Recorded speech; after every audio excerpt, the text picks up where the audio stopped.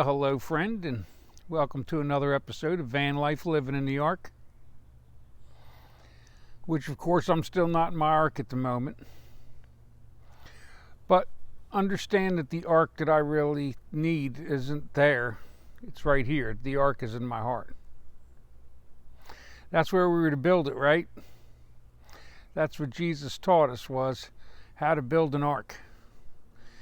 So that's what I'm always on here talking about, is Jesus. Not about the cannon, because the cannons are meant to blow things up. Jesus was the new wine, so all you need is the new wine. You need to ask the questions that no one else wants to ask, the same ones that put me out of church, friend. Because I'll tell you, people don't like you asking questions when they don't have the answers. They will just say that you have to believe.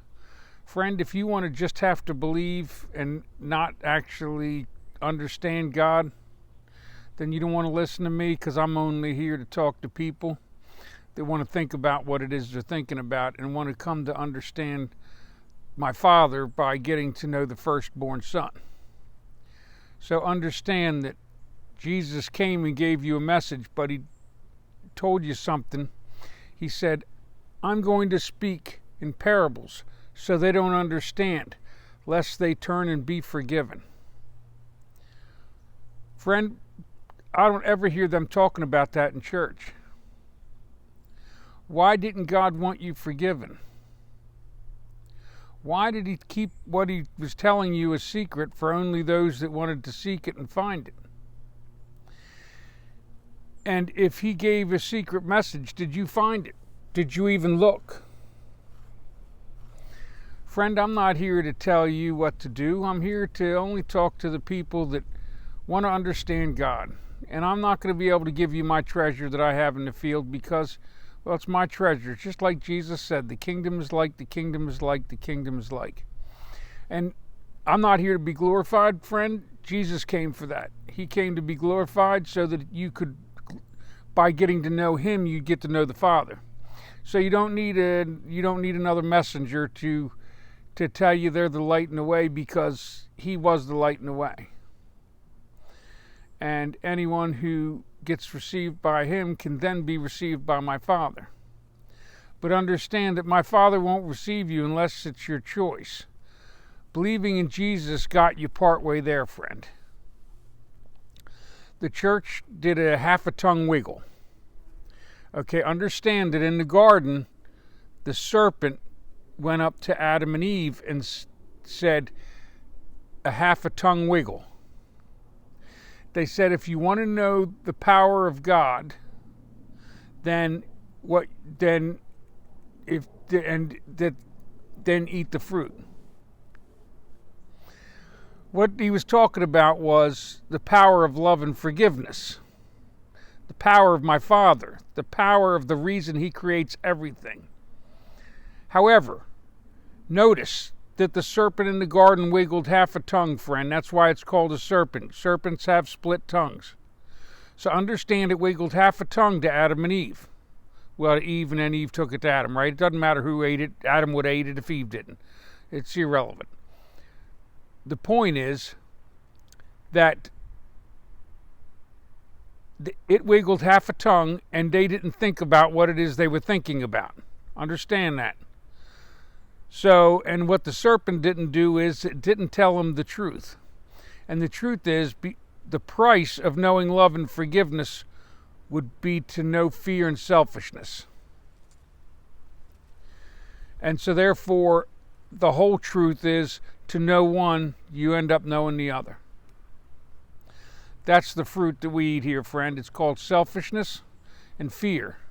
And we are selfish, and then we let our fear drive our selfishness, and then our selfishness drives us to cause fear. So just understand that that is what the serpent in the garden was about, was that it wiggled half a tongue. It told you half a truth. Well, the church has wiggled once again half a tongue, which gave you half a truth. However, there was a purpose in that, and I can't explain it to you, because you're going to have to go to God for it. Because if I tried to explain it to you, it wouldn't make any sense. Because understand that in the beginning there was only God. Then my Father created Lucifer, which you say fell from pride. And because he fell from pride, my Father kicked him out of the kingdom, which he was supposed to be his greatest creation. But you think that you're going to say, I believe in Jesus, remain full of pride, and then enter the kingdom full of pride. Well, friend, how long do you think you're going to last? What are you going to do? You're going to muck up my Father's kingdom just like you did this one. My Father's creating a kingdom in the coming one that he's talking about. So understand that.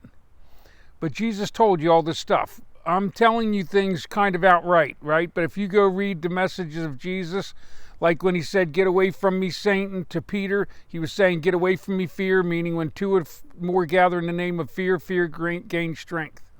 When two or more gather in the name of selfishness, selfishness gains strength. When two or more gather in the name of love and forgiveness, hence the love of Christ, then the love of Christ gains strength. And he said, I will be there also, because he is love. He came to represent that of my Father. But understand, this thought of Satan must exist. It isn't my Father, yet it is created by the Father. I can't explain to you what I know, but what I can tell you is that if you will go read Jesus and start defining parables, get upset. Now that you've heard me say that he spoke in parables so you wouldn't understand, stop letting them tell you that you have to believe them. I'm telling you that Jesus was the teacher. Don't go get degrees from men, and don't go listen to men to get degrees from men. I'm telling you to go get a degree from the Holy Spirit through the message of Christ. Because the greater you get to know Jesus and his parables, and the more you do the things he asked, it will take you to a place called the kingdom. And in the end, you're going to become willing to die in order to live in a way that I can't explain. It doesn't even make sense. But understand that to do this requires dying to selfishness. Selfishness is evil. It is what causes suffering. However, if you're not ready to do this, you can't do it. You've got to learn the experience of love. You've got to understand why Jesus said the things he said. He gave you a whole list of things. Give your gifts in secret, all this, do that, right?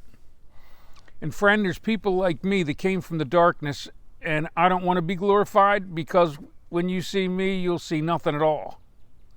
So understand, I'm here to tell you that if you go read Jesus, if you let go of all the rest of it, Moses didn't save you, Jesus did. Paul didn't save you, Jesus did. I'm telling you, if you want Jesus' kingdom, it's time for you to really get down with this message that Jesus gave about the kingdom. Because there's always a time and a place for everything in God's creation. And this is the time for you to really get to know Jesus if you want to. He told you that at the end of the age, things were going to happen, friend. I'm not telling you when it is, because I don't know. All I know is my Father said that I'm going to speak this message, and therefore I speak what it is I know, or what it is he knows for me. I've said it over and over again. Jesus told us to, when we go before the judges, do not think about what it is you're going to say, and he'll give you exactly what to say at that moment. So, friend, I've never written down my message. I turn the camera on and start talking. What I do is I get in the spirit before I turn the camera on, so that I'm not reacting from selfishness and fear. Because every now and then I do that. I rush out here, think I'm going to put a video together. No, that doesn't work. I have to come out and get in the spirit and trust my Father to do what it is that he needs to do. Because what I have isn't for you. What you have is for you. Except for what you have isn't for you, it's for others and for my Father. And if you become willing to give it to them and to him, that which you have will be far greater than you can even imagine. Even though it'll be nothing at all. I don't know how to explain this to you, friend. Jesus had a kingdom, and you can have it too. But you have to do the things he asked. What you do not find in your life, you will not get in your death. Jesus never told you were getting a free trip to the kingdom if you believed he died on the cross for you. Go read what he said. Go buy a red letter edition of the Bible has everything Jesus said in red, and read it. And while you're reading red, I'm not telling you you have to go into Revelation deeply, friend, because my Father will tell you what you need to do. But go read the letter to the churches. Because if you go read what Jesus said to the churches through John back then, you will know that the church is way off track. I won't have to tell you that the church isn't even on the same page as Christ. You will see it. And if you don't see it, it's because maybe you exist in one of the few churches that still are built on the rock. But friend, everybody wants Jesus to be warm and fuzzy, and Jesus was never about warm and fuzzy. Jesus was about truth. Jesus didn't talk with half a tongue, friend. He talked with the whole tongue, but he put it in parables and riddles. He said things to make you not believe, yet teach you how to believe, all at the same time. He said you could say, mountain move and be cast into the sea, and if you did not doubt, it would be done. Do you believe that? And if you don't, then why do you believe in Jesus? If you believe every word Jesus said is true, why don't you believe that? And if you do believe that, why don't you do it? If you do believe that, why would you do it? See, friend, everything he said was a riddle or a parable. It's all there for a reason. Jesus didn't speak just haphazardly, friend. He opened his mouth and let the Spirit speak through him. My Father wiggled his tongue. Understand this. Those words of Christ are the words of my Father. However, understand there's truths there that are true, but there's other truths that are true which defy the truth that he spoke. So understand there's two truths to be found, and one was to maintain order until the end of the age, and the other one was so that you could rise in the spirit of love and give you what you need to receive the Holy Spirit, which is the bridge to the kingdom. Because without the Holy Spirit, you will not find the truth of my Father. So if you want to know the truth of my Father, you have to receive the Holy Spirit, and you have to become willing to give more and seek less for yourself. Death is selfishness. It means really wanting to understand God. It means you have to go through a process, and I can't tell you how to do it. Only my Father can. The Holy Spirit will lead you down a road. That's what he'll do. But Jesus told you, and he used a parable about your neighbor and a loaf of bread, that if you needed bread from your neighbor and it was late at night, that when you went and knocked on his door, he would yell, "Go away, the hour's late, I'm in bed with my children." And that he wouldn't, and that you'd end up walking away, right? No, he told you if you want the bread, you have to keep knocking until you get it. He said, make him get out of bed for sheer audacity. Understand, he was talking about my Father and the bread of life. My Father will give you the bread of life. But understand, it's not what you thought it was, even though it is. It's a wonderful thing, and I can't explain it to you. Because it's not bread the way you understand bread. Just like when Jesus said, this bread and grape juice, that wasn't what he was talking about, friend. That was what he did in representation to them because they weren't ready to understand the truth yet. But I'm going to lay it out here for you in case you haven't heard it yet, but I've said it 100 times in my previous videos. Jesus said, eat my flesh and drink my blood. He said, if you do not eat my flesh and drink my blood, you will not receive the kingdom. Well, understand what Jesus was saying was, if you do not eat my word and drink my spirit, flesh, word, blood, spirit. If you do not eat his flesh and drink his spirit, you will not receive the kingdom. It is a choice you have to make. It is one you make at the time you want.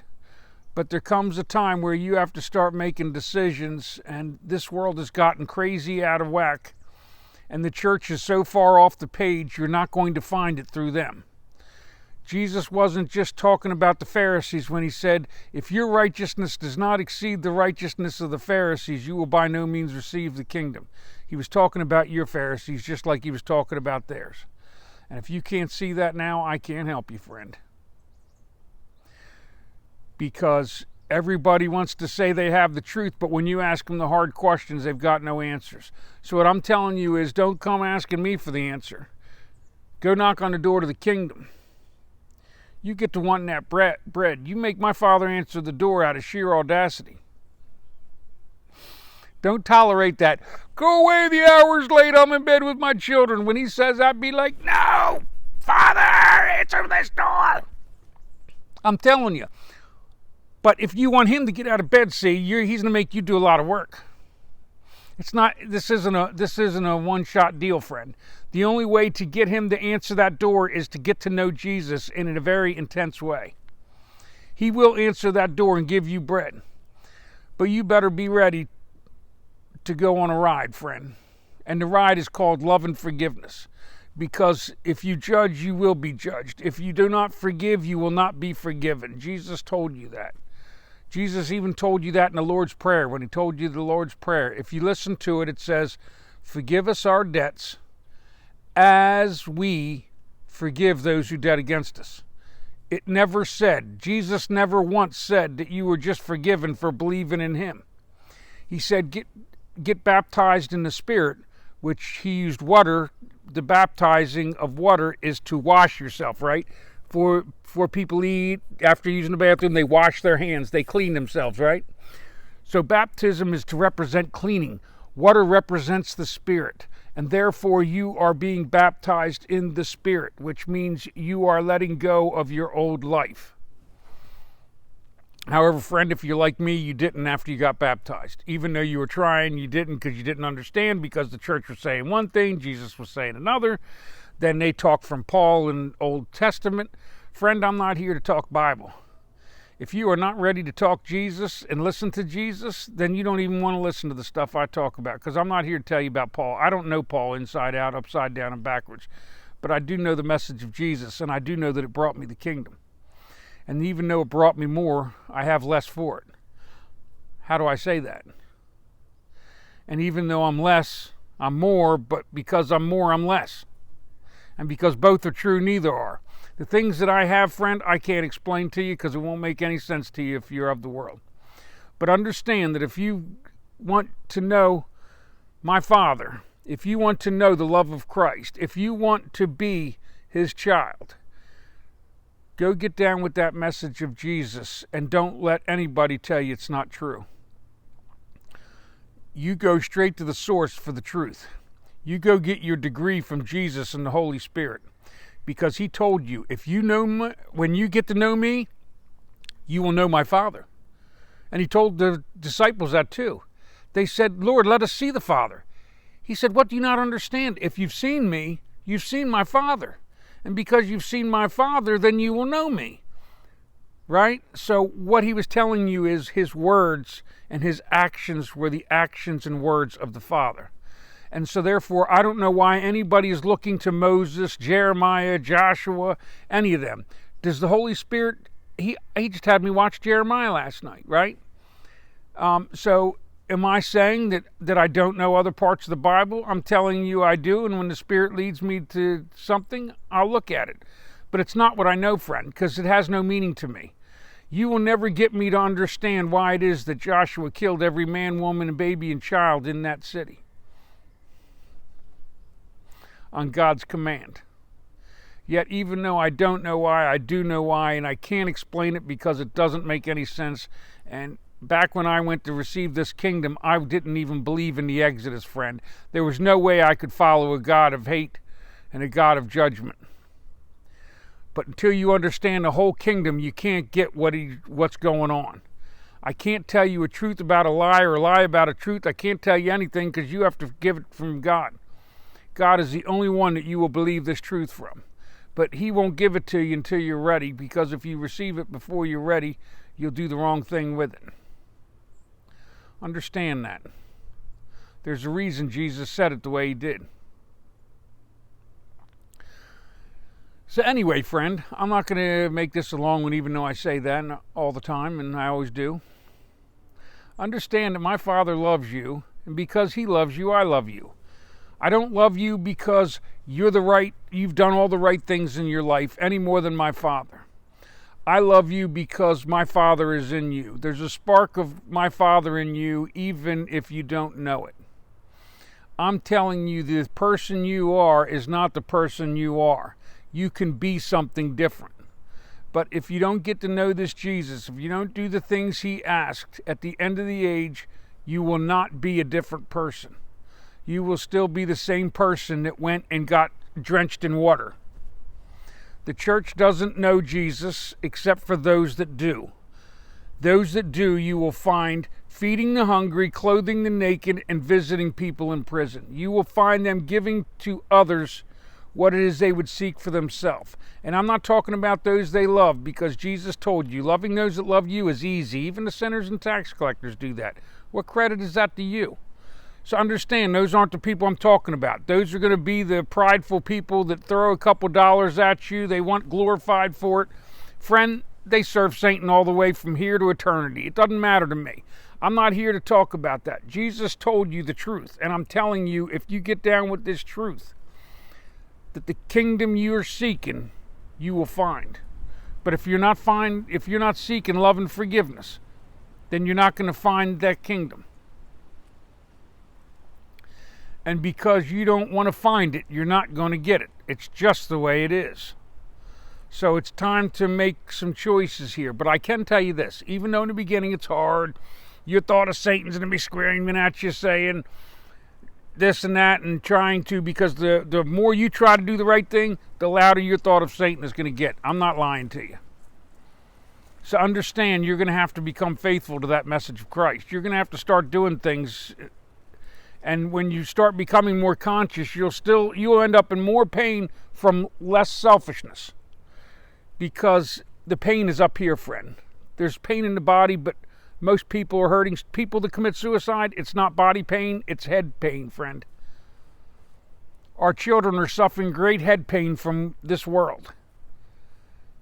We're all looking around at children killing each other in schools. We're watching all of this horror, and we're not getting it. I'm telling you, if you want to understand, if you want to get it, get to know Jesus, but you're going to have to become in the world, but not of it. Prepare to let go of selfishness. If you're not ready, don't look. I'm just telling you the truth. Because my Father's not giving you a kingdom that you're going to ruin when you get there, because he's never going to take away your free will. That's the truth. He never took away Satan's. Instead, you say he cast him from the kingdom. So understand, he was cast for a purpose. And if you're not willing to let go of your pride and your selfishness, then how are you going to get into this kingdom and stay? And how are you going to not turn it into a muck, just like we've made a muck out of this one? So I'm speaking truth here, friend, that nobody wants to hear. But if you want to find the kingdom, now's a great time to be looking. Just understand that.